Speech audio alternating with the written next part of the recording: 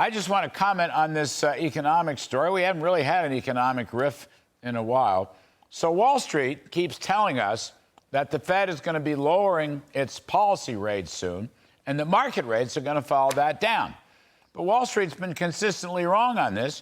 The Fed has tightened more, and bond yields have gone up further than the street expected. Now, my crystal ball, no better than anybody else's, but I was very interested when Janet Yellen's Treasury Department this week issued their most recent financing details. And a big hat tip to my friend Larry Lindsay for writing this up. So, get this. The Treasury now expects to borrow $1.6 trillion in just the next 6 months.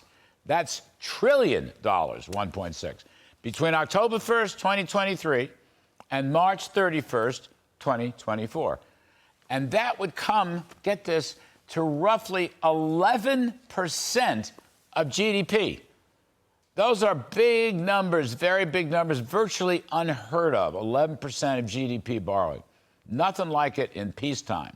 Now, today, as Edward Lawrence noted, Fed head Jay Powell reminds us that the central bank will continue to reduce its holdings of Treasury bonds and mortgage-backed securities.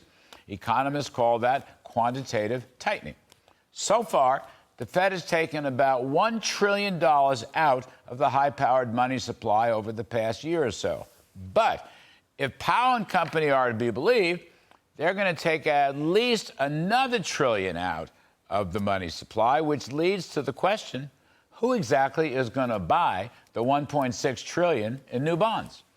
So, Uncle Joe Biden can keep spending his keister off if people do buy it, and spend he will, just like he has the past 3 years.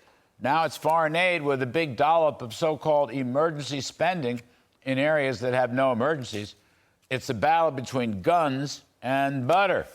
Biden's choosing both, just like Lyndon Johnson over 60 years ago. Remember, Johnson blew up the budget and the inflation rate by spending heavy in Vietnam and the Great Society. Now Biden's blowing up the budget on Israel, which I totally favor, but also on Ukraine, which really needs a mission statement, an exit strategy, and a long conversation.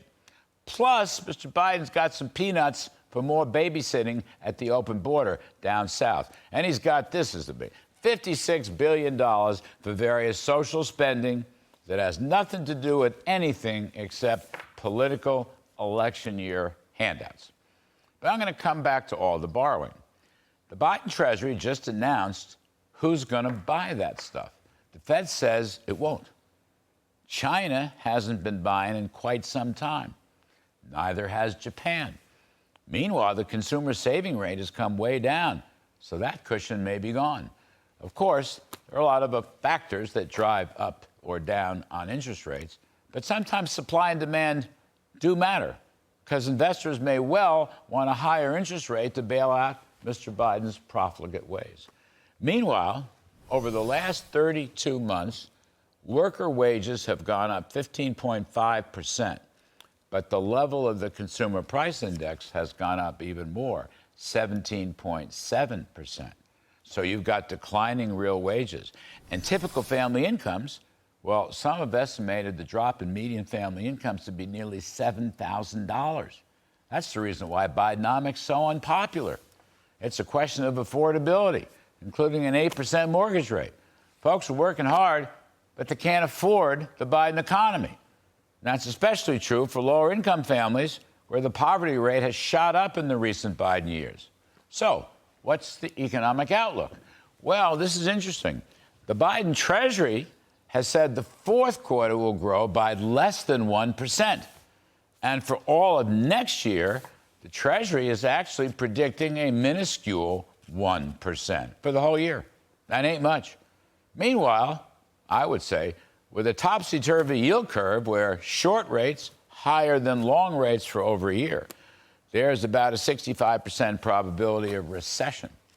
My hunch is middle-class folks are sniffing this out, and that's why they are giving Bidenomics the lowest grades of any president in recent memory.